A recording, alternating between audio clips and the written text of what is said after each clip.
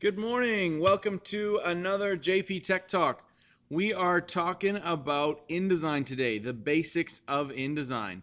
Obviously, I've got Adobe Bridge here open on my screen, so we are going to jump right into InDesign. So Adobe InDesign is a great little program that is primarily used for page layout and book and layout construction in terms of documents that you would have graphics and text in the same document.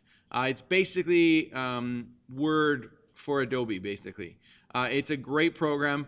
I think does a much better job than Adobe, or excuse me, than like Microsoft Word or Google Docs, because you have full control of where the text goes, how it wraps. You can do just an amazing amount of different things with Adobe InDesign in terms of page layout and page creation. We are going to do this little basic InDesign project.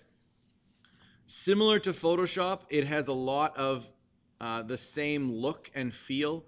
They've really tried to integrate the same user interface when you open up the various different programs so that things look similar and it's not confusing when you're jumping back and forth between different programs in the Adobe world. One thing to note, the images we will be using are from the previous set of assignments that we have done. This image 1, 2, 3, 4, 5, 6. If you did not do the basics of Photoshop tutorials, part A and B, with us as a group, you're going to need to do that in order to complete these 6 images and be able to use those in this InDesign basics document. So in order to get 100%, you definitely need to have those 6 images, because that is a large portion of the mark. Regardless though, jumping into InDesign, like I said, it's very similar to Photoshop in the way that it's laid out. We want to create a new document here, so we're going to click on New Document.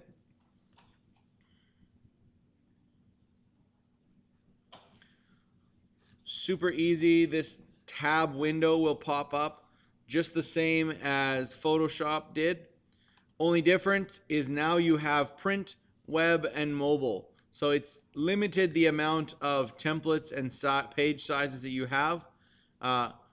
Because we're in more of a printing only world, and for it, the mobile would be like ebooks and things, is how you would be designing your documents. I will say that it is super important, if you know you are going to be using your document on an ebook, it's best to create it with that size in mind, because it doesn't work very well to just take a big letterhead page and squish it onto your phone. Things get lost, things fall off the screen, just not very good. Today, normally we would use letterhead paper, but today we're actually going to use a tabloid size, making basically like a poster sized document. So we are just going to call this InDesign Basics. InDesign Basics, and we are going to select the tabloid preset. If you didn't have the tabloid preset available to you, you could go into units, select your units. I like to work in inches. It's the most normal for me. And then you would set your page size to 11 inches wide, 17 inches tall, which is basically the same size as two 8.5 by 11s. Glued together. So it's a nice big paper size, but it's still a standard paper size in that most printers would have this available when you're going to go print the document that you've come up with, which will be our final step, is to actually print this off to our printer in the school here. So again, width 11 by 17 for the height. We're going to leave it in a portrait orientation, and we are going to get going here. Now, there are a few different things I should mention in InDesign. Because it is a page layout program, it's going to have margins and what are called gutters and things. So when we are creating columns and any kind of item on our document, it needs to have certain kinds of spacing. So this just allows us to have an idea of what the margins are going to be set at. It doesn't mean we have to follow them. It just means it's just going to give us a visual representation of what the margins are for our document. Same as this bleed and slug is the difference. If you're having multiple pages, it's telling you the difference between how much overlap there is outside the page so that you can get full color on the page.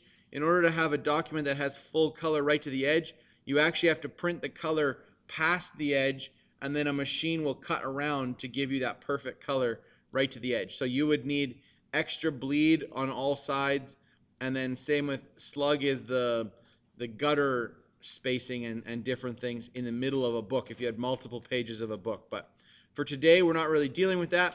What we are going to do, though, just for reference for ourselves, we're going to add one column to our design.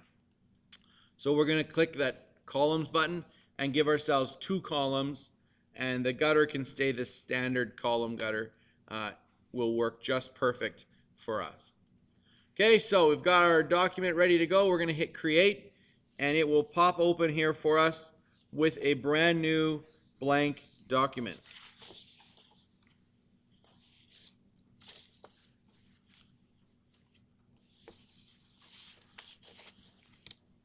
If you've done the basics of Photoshop with me, you'll know how I hate the way that the Photoshop panel system loads up as the default. The really nice thing about InDesign, if you go to Window, Workspace, and Reset Essentials, this Essentials look is actually quite clean and quite helpful the way they have it set up.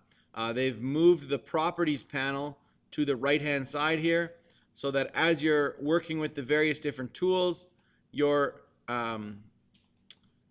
items will change on this panel side over here. As we start to create different things on our page, they will all have properties that will be able to be adjusted on the fly on the right hand side. Similarly, you can go into pages and look how many pages your document has. There's some extra functionality for libraries of pictures and different kind of resources that are hosted by Adobe. We don't have those right now.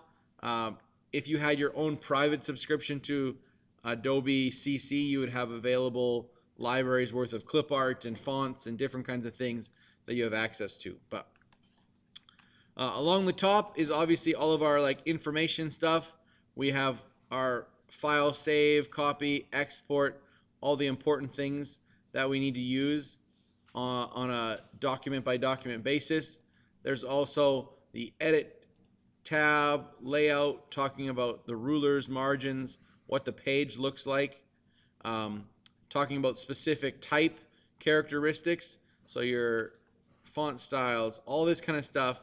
A lot of it can be found right from this properties panel as you're going, but there's a few things that you need to dig in here that are more kind of advanced options. So anyways, that's all of our information specific stuff, and then our tools head down this left hand panel. The top one, probably the most used tool, is the selection tool, or similar to Photoshop, the move tool. The direct selection tool, which is the tool right underneath it, the or the pyramid kind of shape that's filled in, this allows you to move an object within a box or to do some specialized vector movements and stuff. Page tool helps create pages. Gap tool, it's a new tool. I actually don't know what it does. We'll have some fun figuring it out later. Content collector tool, same sort of deal. You can grab a bunch of things, select them. Type tool, pretty obvious. It's your text tool. Text in InDesign works a titch different than text in Photoshop in that I always recommend to use text boxes so that you can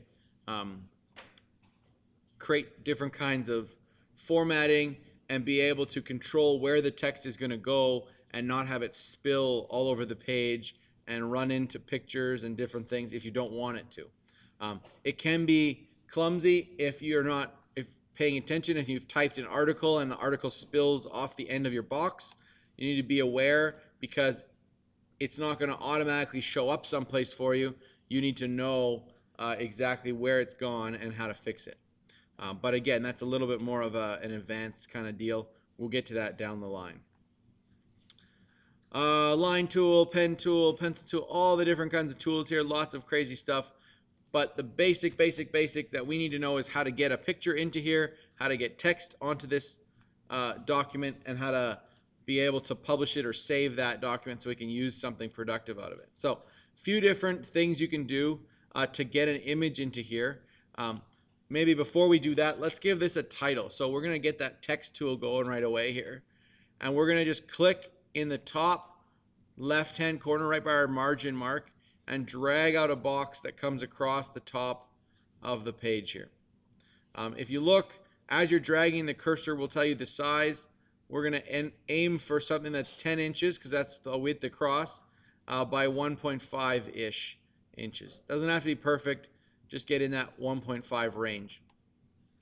If you wanted to be perfect, you can take the selection tool. You can select that box, and you'd literally be able to go in here and change the 1.5 to the right amount. If you hadn't already gotten it, you'd be able to change that. Okay. With the text tool selected and I select inside this box, I can then type, in this case it's going to be InDesign Basics.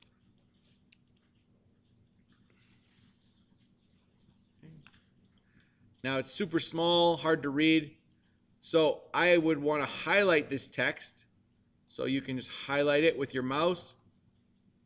You can do like you could do a Control A and it'll select it. A couple different ways to do that. Either way, get that font selected or that set of text selected. And then now you're able to go into the properties here on the right hand side and change them. If you go to the maximum font size, which is this text little icon with the two T's beside each other, 72 gets you pretty close to the max that would actually fill up this box, but it's not quite there. We can go a little bit bigger. So we can use this arrow tool to actually increase past 72. We could also just type in the box. If I knew that the font needed to be a 100-point font, I could just type in the box and put that in there. Also, we can change the font type or the font family. All these different fonts are here for you to choose. So pick a font that you think is fun or you like the look of. I'm going to try this Eris Bold. Now if you notice, different fonts have different letter spacing, different boldness. They're different sizes in general. So now the font size you picked originally may or may not work. So you're going to have to lower that so that that whole title fits inside that box. Okay.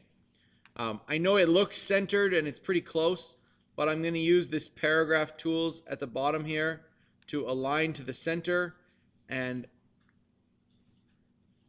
there's all kinds of different alignments when you're doing paragraph styles for text, but it's nice to make sure that it's aligned to the center. Anytime you hit these little arrows, it will bring up more functions. This used to be really clumsy at the top, kind of buried in a toolbar at the top. This is really nice to be able to find. We're not obviously typing a big paragraph right now, but if you were typing a paragraph, this hyphenate is selected by default. Most people don't like hyphenation in their text. It's a little hard to understand and read. So you could turn hyphenate off, and then it would just leave a little bit of a bigger space at the end of that line and push the word to the next line. So a couple different things there with regards to paragraph size, shape, all that kind of fun stuff. Okay. Yeah, moving right along. So we have our main title, InDesign Basics, and then we are going to go into here, and we could make this box bigger and type another line for a subtitle, or in our case, we're actually just going to tighten up this box so it's kind of right up against the letters, and then make a new box for our subtitle. And this is going to be what your name is, so this will be Mr. Wright. You can also change the font ahead if you're having a hard time seeing what's going on. Mr. Wright. Block 1. Make sure you put your name in here. Don't put Mr. Right block 1 because I don't need marks in this class. It's you guys who need marks. I'm going to center this as well, and then I'm just going to creep the font up a little bit. You can change the style and stroke and appearance of the different font things. So if I wanted it, I could have this be bold instead of regular. I could do a bold italics. There's all kinds of different functions you can do to your text to change it up a little bit. So here's my subtitle with my name and what block this assignment is for. Okay.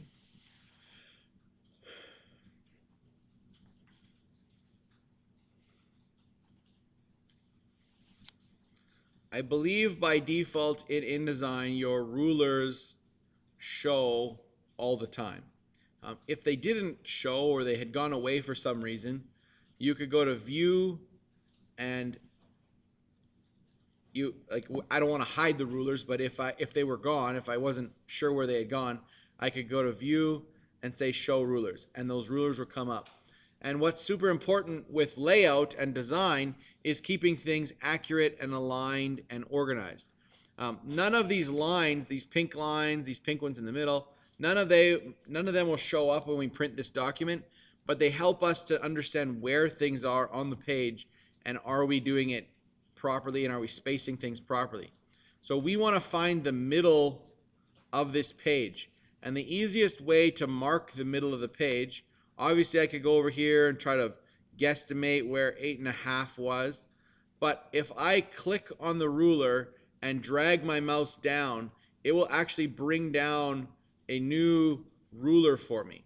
And as I'm going through this, when I get to the right spot for 8.5, it'll stop there for me, and I can put that ruler at the 8.5 inch mark.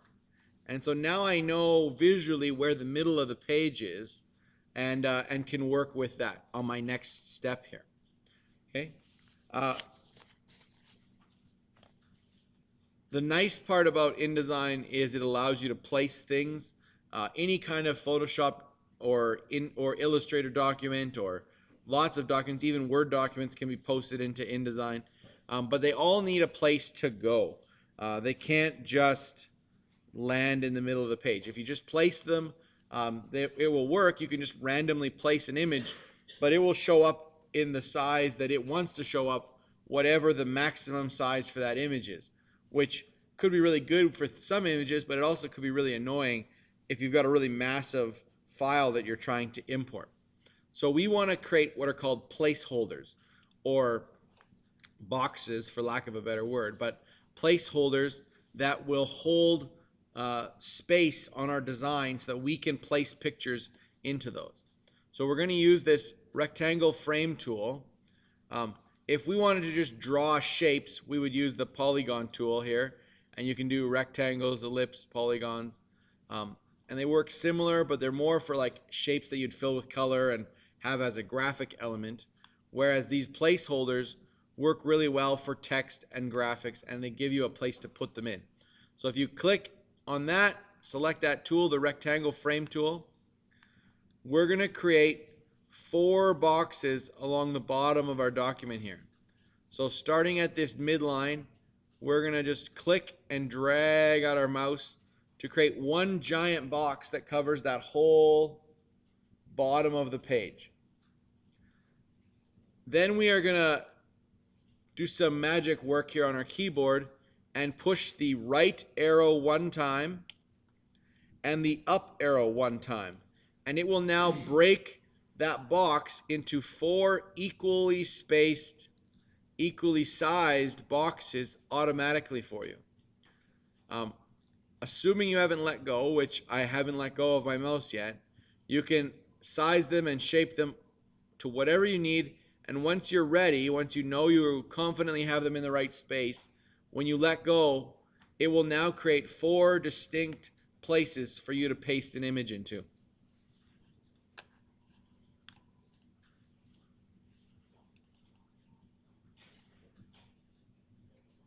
What?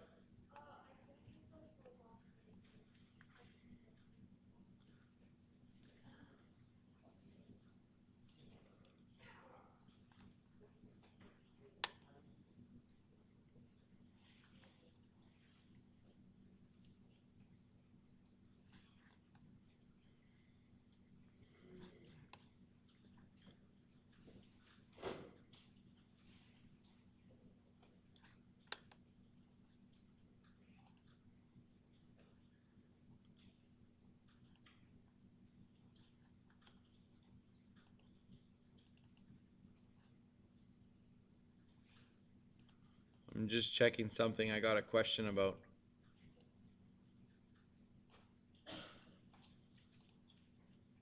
If you can't see your letters and stuff and it's just showing up as a black bar, it's probably just because you have it set to be a little too small.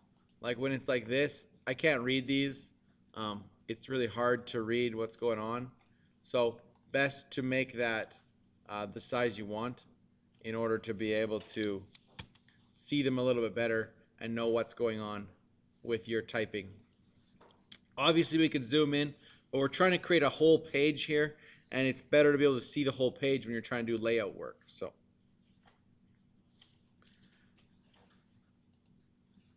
these 4 boxes now, we are going to add specific images into those boxes. But we're going to create 2 more boxes just to fill in these top spaces here. Okay, we're going to do it very similar way to this bottom. We're going to take the frame tool again, and we're going to drag out a box in the middle of the page here.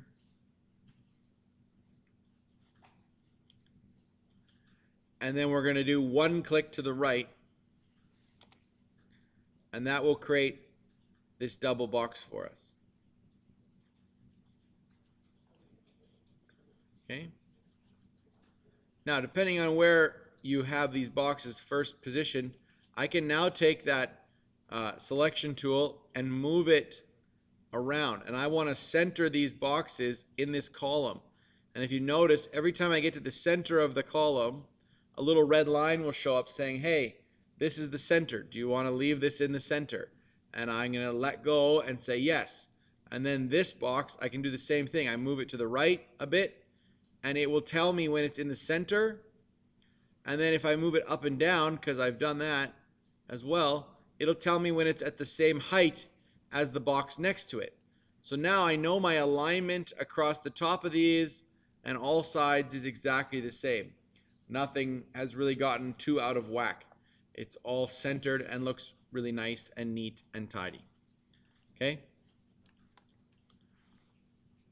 Normally I would get you guys to label these images, but it seems a little redundant to label them in an order that's not going to be the same order as we would read it. Instead of it being image 1, 2, 3, 4, 5, 6, they don't fit in those boxes. I know because I already did this ahead of time. So this is like image 2, this is image 3, this is image 1, 4, 5, 6. Well, it's a little clumsy to label them that way. So we're just going to leave no space for labels. If you wanted to have space for labels, because you want to have boxes that are all the same size, you could take this selection tool. You could select all of these. So you kind of drag from the outside around the objects you want to select, and that will grab these 4 boxes. And now if I was to scale this down a bit, it would scale the 4 boxes together. They would stay the same size height-wise. All 4 of them would still match each other because I selected them at the same time.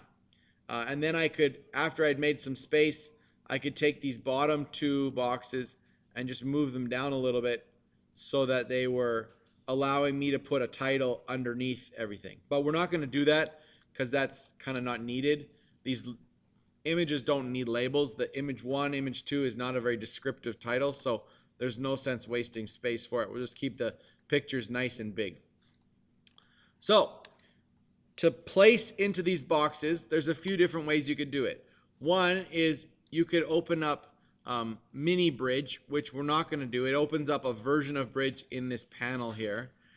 You would get to that doing window, and then you'd find the mini bridge thing. We're not going to do that though. We're going to just go straight to bridge right away. Now there's a caveat to this in the sense that you can't have something selected right now. Don't have any boxes selected. Make sure you've clicked off to the side and deselected anything that you had selected. And then we can go to Adobe Bridge. We can see these images in Adobe Bridge. So we know that image 2 and we know that image 3, both of these or excuse me, image 5, image 2 and image 5 could be put into the boxes as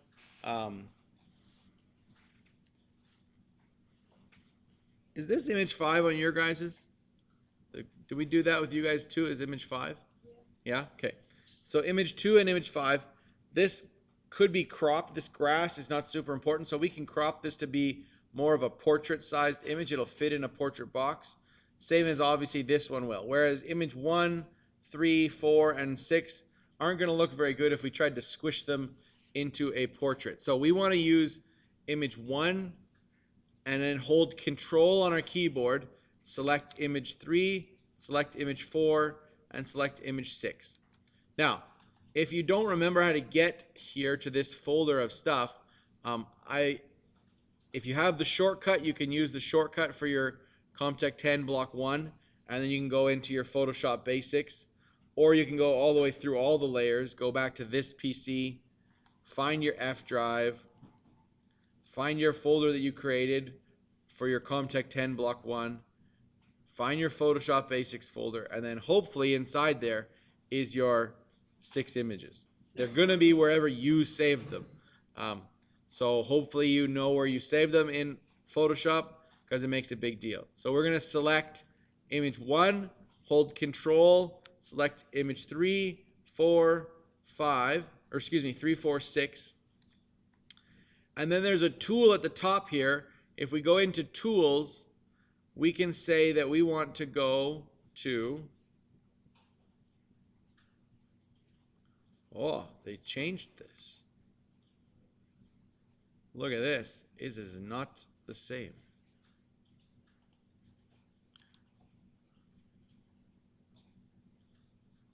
Okay, they moved it into a right click. So we need to right click on one of the images. We have 4 of them selected. We're going to right click and we're going to say place in InDesign. So we're going to place this image into InDesign, and when we select that in InDesign, it will, or should at least, automatically open up InDesign for us. Now it might take a second, or it might not happen at all. Who knows? These days, sometimes I don't know what's going on. Let's go back to InDesign and we'll see if this is smart enough. Nope. It did absolutely nothing. Well, that is quite useless, quite annoying. Why does this not work?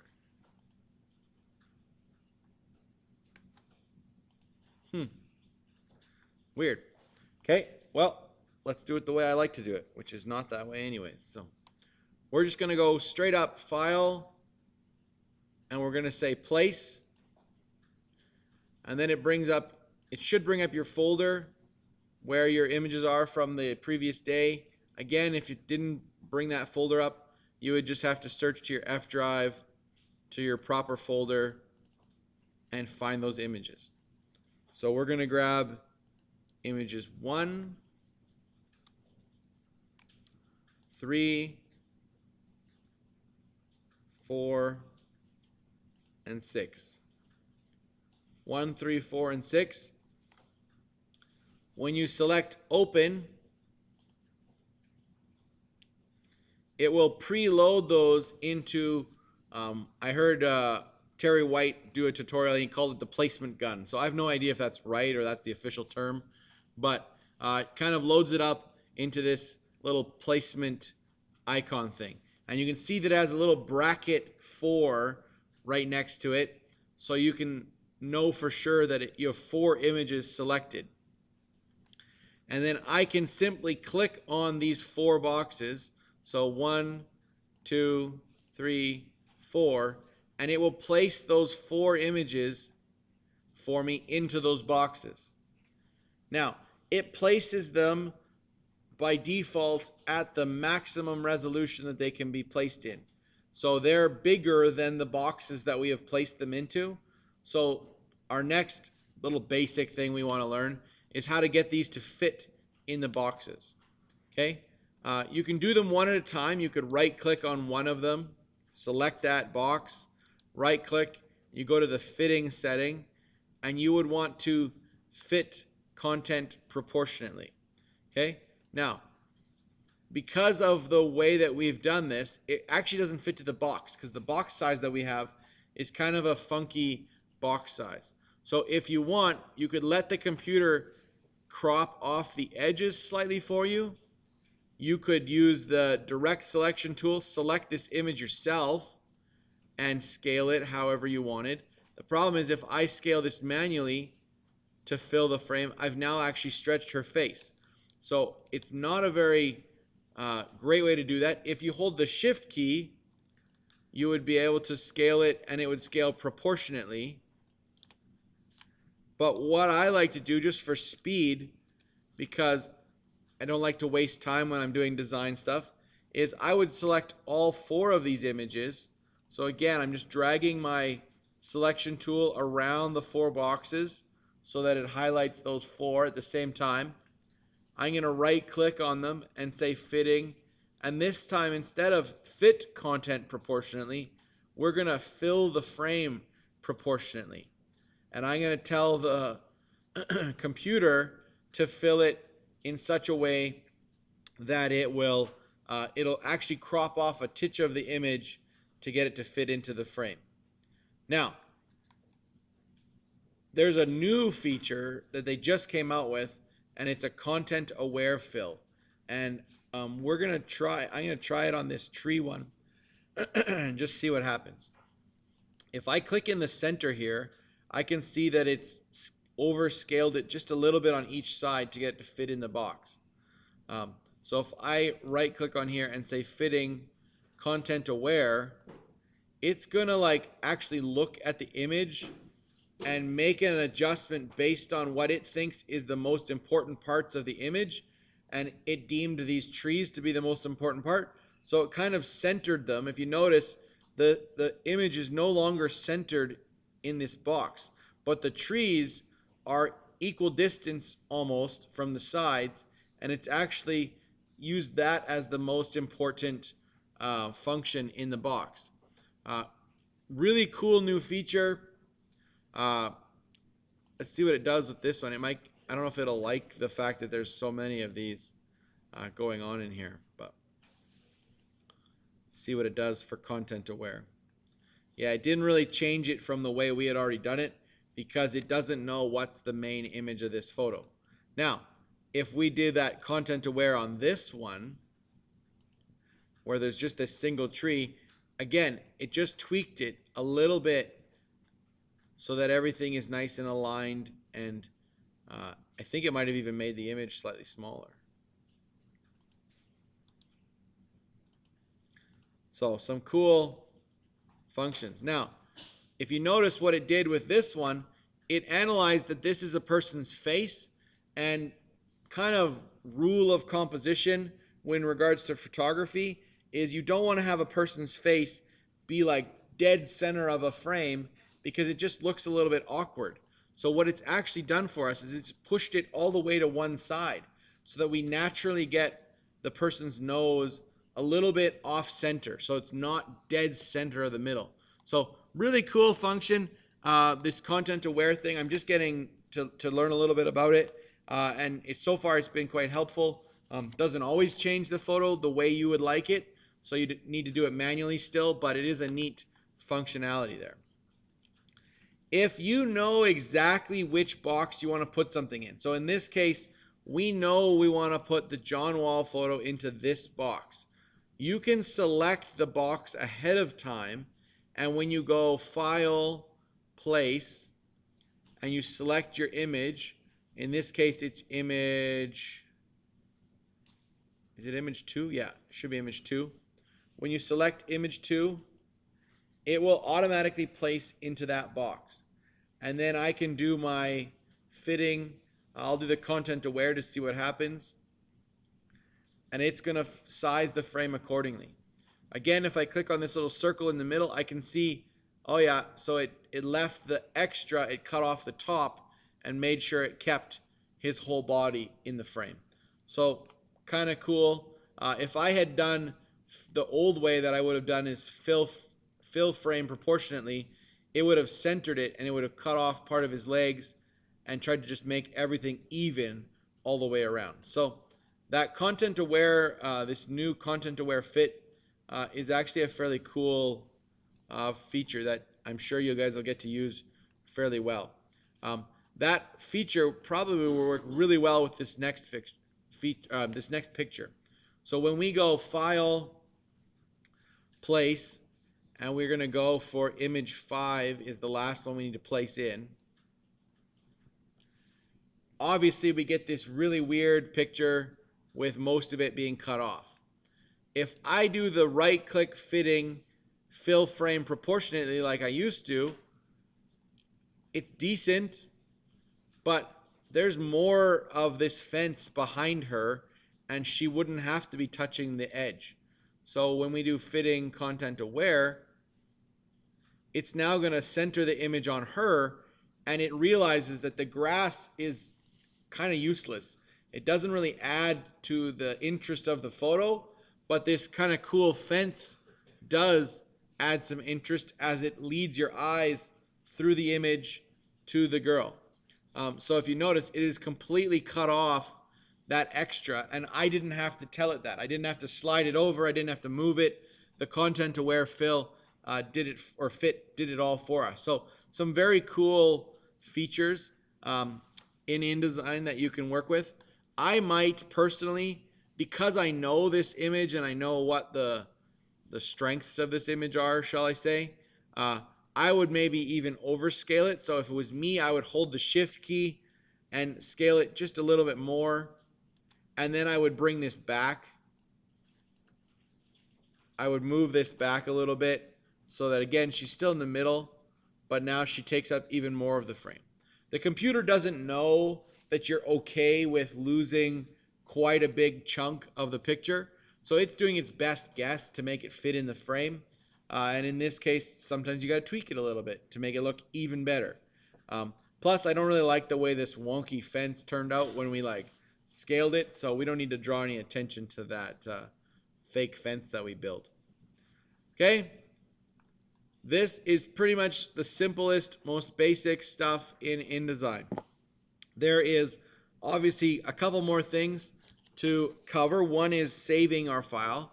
So this is going to be a file save as, and we need to find our F drive, find our Comtech 10 block 1 folder, our Photoshop basics folder. You can either put it in here, or if you want to create a new folder for InDesign, or you want to just stick it in your general Comtech 10 block 1. It's kind of your personal preference. I'll let you decide where you want to save that. So we hit save. It's going to save that document for us. The next thing we're going to do, we could print this document directly from InDesign. So we could go to File, Print, and it's going to bring up the Print dialog box. We would select the Jasper Place Follow Me printer. If you look here, this P and this little square don't fit because our page size is much bigger than the standard 8.5 by 11. So we need to go into the setup. We would need to change our paper size to be 11 by 17. And then we have to go into setup again and OK, and to the preferences on the printer to make sure that this setting has been saved. And in this case, it's got it on this weird, we got double-sided going on, which we don't want to have double-sided. We just want to have basic. So the original paper size is 11 by 17. We want to print on the same paper size as the original size. And we would want to make sure that this is either auto or in color so that it's giving us the benefit of the color. And then you got to hit OK, and then you got to hit print, then you got to hit print a second time. In my opinion, super clumsy way to do it. The way I like to do it and the way I suggest doing it, because some days you may not get a chance to print this right away. You might have to wait to print it. So I would export this file. So I would go File, and we're going to go to Export. And we would export this as a PDF. And the reason we export it as a PDF is because it's the sort of the highest quality standard formatting that anybody can read. I can send this picture to any of you guys, and no matter the settings on your computer, when you open up a PDF, it would be the same as the way that I created it as the original. So we're going to export this as the InDesign Basics PDF, and when we hit save, depending on the size of your document, it's going to ask you some questions. So we just want to keep basically all the defaults the same. Hit export. When you guys are doing your portfolios down the road,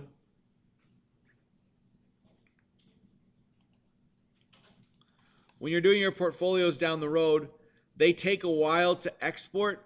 So sometimes you'll see a progress bar, or if you go into your Windows, utility, and then what's going on in the background, it takes a while to process your portfolios because there's a lot of pictures in them. So don't be surprised if right away your PDF doesn't quite show up properly. What's nice about this, when you do a file export, is it should automatically open up your finished PDF. So my finished PDF looks like this. So now I can see exactly what it looks like without all the lines and stuff. It's a nice way to kind of double check, preview. Yeah, everything looks good. It's all clean the way I like it. And then you go File, Print from within this PDF printer. And now it looks very similar to just a regular print window. You still select Follow Me Print. You would want to, I would not select Fit necessarily because it's going to fit this document to 8.5 by 11. So if we say actual size, it's going to give us this lovely picture to show us that it's too big for the page. But the nice part about this is when we go to page setup and we tell it that we want 11 by 17 and hit OK, it will then give us a proper preview saying, yep, it all fits inside the box. Nothing's grayed out. It's all going to fit. And we could print from here right away knowing that it's going to work. The only other step you'd want to double check, if you hit the properties button, it's one step into this picture of the printer thing, and you can double check that we're in the color mode. In this case, it would have printed in black and white, and so I need to change that to color. Okay, but it's just a one step to get to those properties, so it's much cleaner when you're doing it from the Adobe Reader than when you're trying to do it from InDesign, where you've got like multiple layers to dig through to get to this printer properties screen. The way we have our printer set up in the class, it's super important to know and to check those settings ahead of time, right? If you look here as well, it says original paper size, and then if we haven't looked here, it would print it on 8.5 by 11. It would actually shrink it down for us. So we want to make sure that this is also printing on 11 by 17.